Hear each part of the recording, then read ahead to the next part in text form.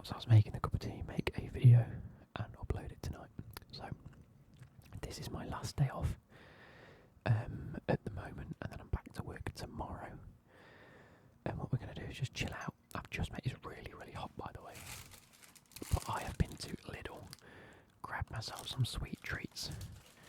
Although that's a donut and a cookie, I might not eat that, but I definitely will be eating this croissant.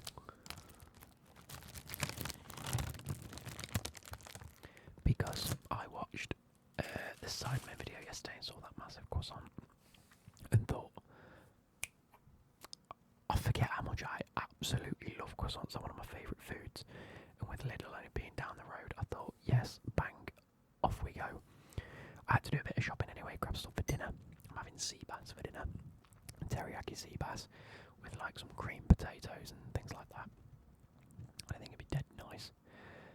Grabbed a few other bits and thought I'll go there and grab some croissants while we're at it. But whilst I was there was also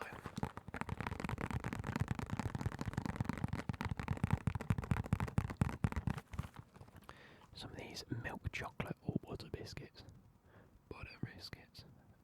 I haven't had these in years, so I thought, why not pick some of them up?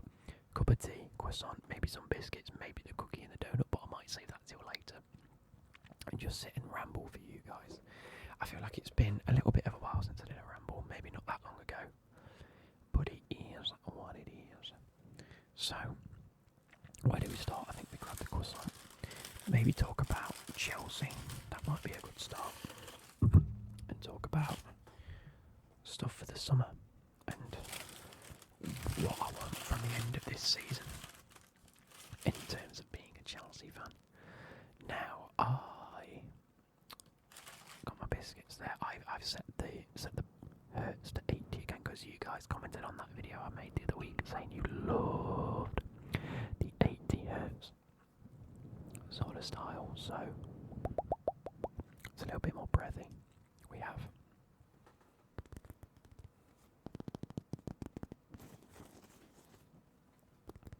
what I can already tell is going to be a very flaky croissant. Look at that. Also, they're the same price no matter what size they are. And when I went to Lidl, this one just happened to be like twice the size of the other croissants. Like, let me get the other one out so I can show you. This was like the size of all the other ones. And this feels very crumbly and flaky too. But look at the size difference. It's ridiculous. So I was like, I'll get the big one, thank you very much. So here we go.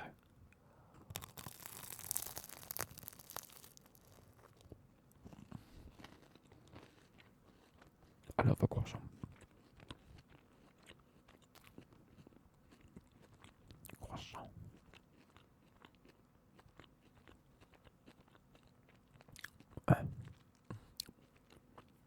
I always forget, like, I bite into it and I go, yep, that's why I love them so much.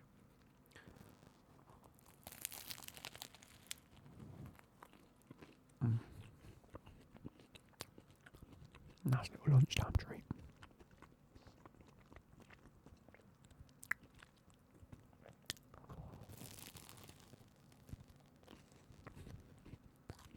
I'm going to end up scoffing both of these croissants.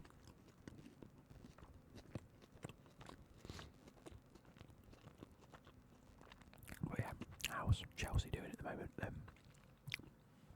The game against Arsenal. Oh my god, I've got so many tabs open.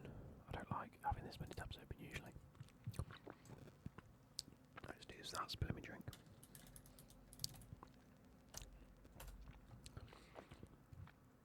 1-0 against Arsenal, we lost.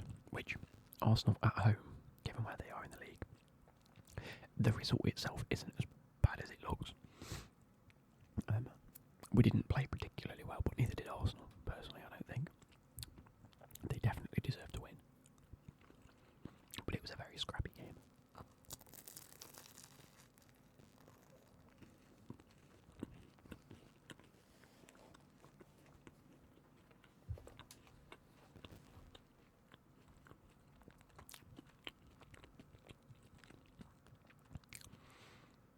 We have now got Tottenham on the 3rd of April, which is a couple of weeks away now, isn't it? Are we in international break now?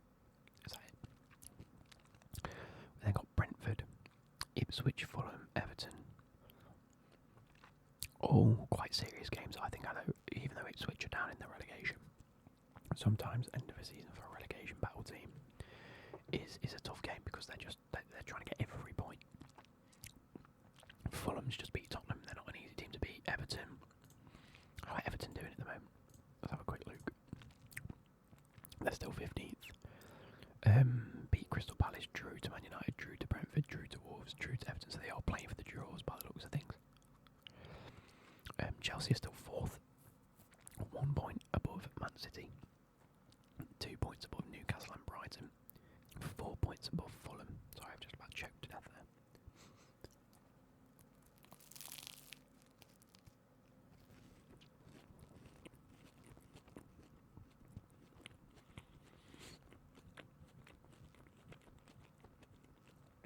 So it is still all to play for. However, Nottingham Forest now 5 points clear of Chelsea in 3rd place. Mental, only 4 points behind Arsenal. What is going on? What is this about?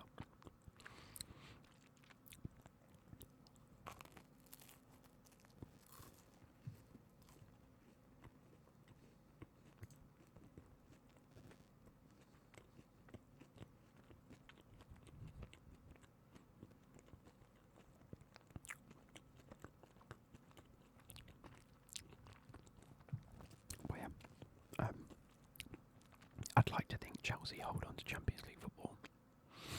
If we get 5th, again, it's going to be no surprise. I think we're around that place anyway. I also think there is going to be like 7 spots for European football this year, so I think, there's only 5 points between 10th and 4th. That's nuts. That's mental.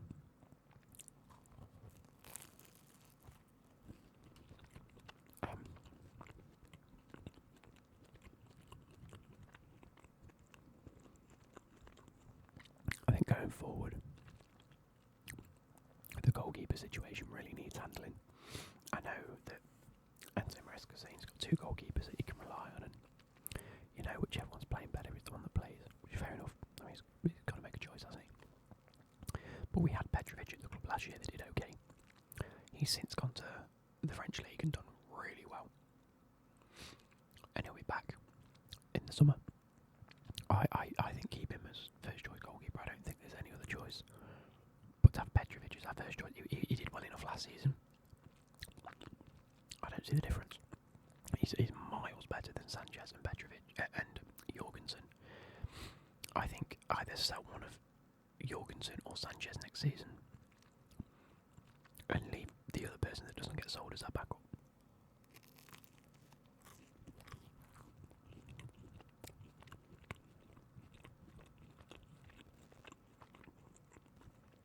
Right, that's 1 croissant down.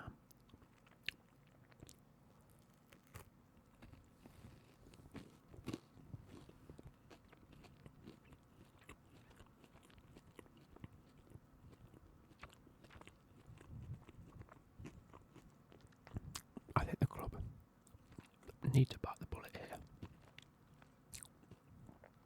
and realise that we need a striker.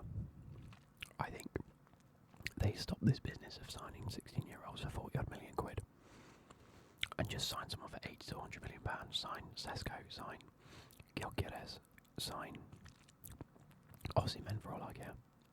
Sign Liam Delap. I actually quite like Liam Delap. I know he's been linked with a lot of clubs at the minute. I know that obviously there's that air around. He's playing for Ipswich. He might look okay. His numbers aren't that great, but mate, he's an ex-Man City prospect. He's got the Premier League experience now. He likes to bully defenders, and I think that's what Chelsea really needs. Someone that can hold the ball up if needs be, but someone that can also just bang a goal in when it needs to. And it seems like he's got that aura about him. But it all depends. I think if Ipswich get relegated, I think we might be able to pick him up for 40 to 50 million pound, which in the grand scheme of getting strikers nowadays is a drop in the ocean, isn't it? It's better than 100 million, 120 million Gyökeres or Osimhen, isn't it? Or we just monitor the availability of some of the others that are available. Right, I'm actually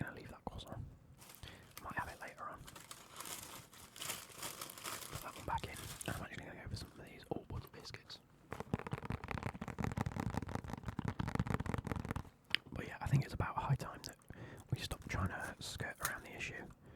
Stop trying to pull in every Tom, Dick and Harry surrounding a striker and just go and buy one.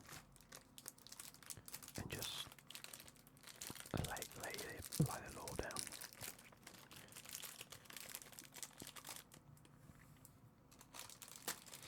The F1 was this weekend, wasn't it? The Australian F1. I really enjoyed that. I think it was one of those chaotic races I've ever witnessed. The rain made things incredible for a spectator, probably not for the drivers. Here we go. Oh, water. Dipped it in my cup of tea because, like I say, my tea alarm went off.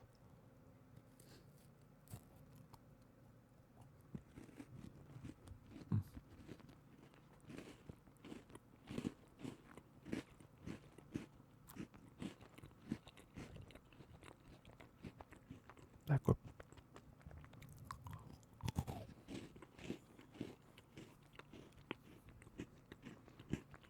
Again, I always forget how nice these biscuits are. Yeah, it's like chocolate covered, chocolate coating on top of the biscuit. It says butter cakes. But hang on.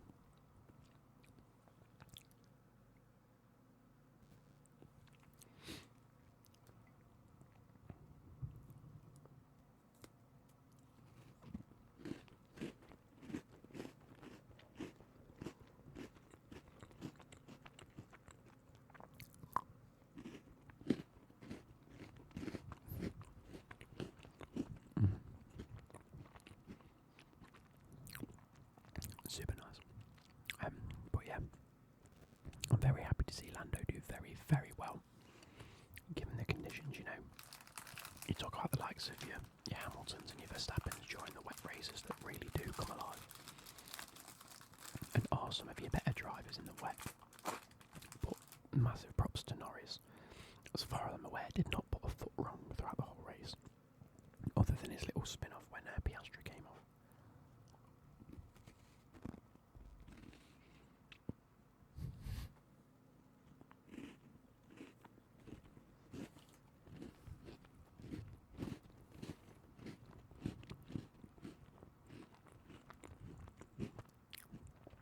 The whole biscuit got stuck then, because I decided to just wedge it in all in one go.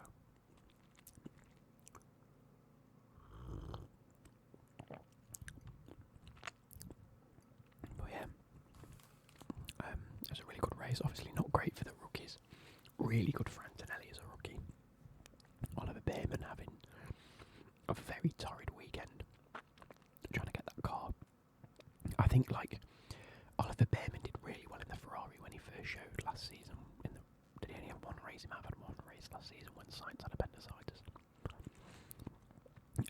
But he looked absolutely brilliant in that car.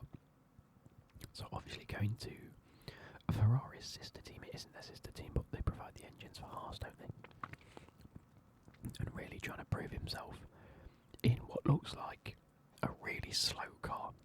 It does not look good at all. That Haas car is not looking anywhere near the levels of where we've seen Haas the last couple of seasons. I know it's only been one race, but to have both drivers towards the back of the grid, Oliver Bearman really struggling with it.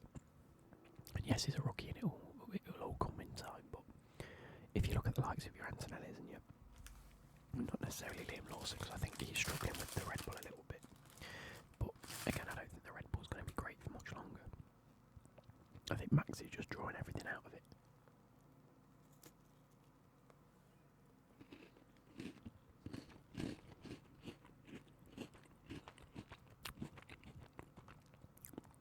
But I think Bearman's going to really struggle.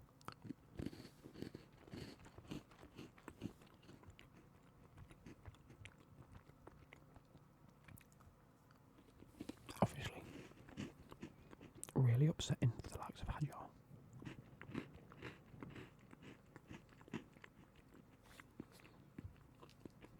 And doing that we're having a relatively solid weekend in terms of rookies. I think they were racing quite well. I think the quality times that they put in was alright. But then, for the likes of Hadjar to just bin it before the on the formation lap, it's so upsetting, but it really does show you the different types of tracks that people see. Like, for a lot of F1 viewers, it will be like a street circuit, which is a normal race circuit, and that's what we see. But in Australia, you can really see the difference between the types of like street circuits you get. Like, as the commentators were trying to explain that a lot of rubber's been put down, and if you sort of looked at half of the white lines, they were really greyed out because of the amount of rubber that was gone over them, which then leads to a really slippy surface. And then when the rain hit, you could just see the actual tarmac itself was fine, or your asphalt, whatever it is, was fine. But the minute you glided over them white lines, the car just spun. It was from a spectator standpoint, it was spectacular to see, because it was just like, what was that? Like, it looks like just out of thin air, the car goes bam straight into a wall, off into the runoffs. But yeah, from a driving perspective, it's got to be so difficult.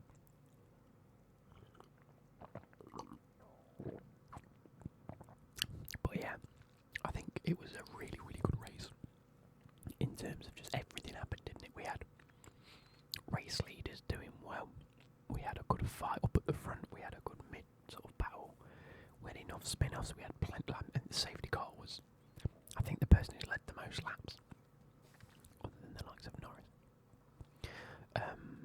We had enough happen. We had, like, it even goes to show you it's not just the rookies that are having issues, because two of the rookies finished the race. The likes of Sainz and Alonso lost it. It is what it is. We had another Ferrari absolute fuck up in strategy, which is ridiculous. You had the likes of James Bowles that came out and said Sainz is a real strategist, because the minute he was no longer on track, he was there at the pit wall explaining everything, saying this is what we need to do, this is when we need to do this. And if you look at the likes of Albon, best finish he's ever had in a Williams. I think it's the best finish Williams have had in years. He's equalled last year's record in terms of points scoring already, and it's been one race. Like, I am really excited to see Williams this year perform really well. I'm not expecting him to win races.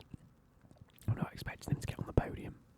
I'm just expecting him to be, by far and large, the best of the rest. Now, I'm going to have one more biscuit.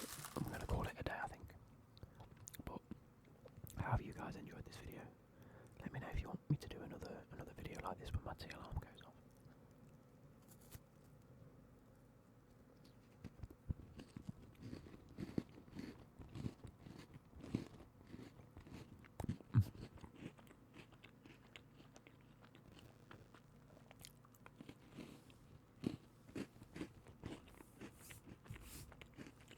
I think today I'm just going to sit, play a bit of Football Manager, watch a film or two, because it's been a while since I've watched a film, and just see how we go. And then back to work tomorrow.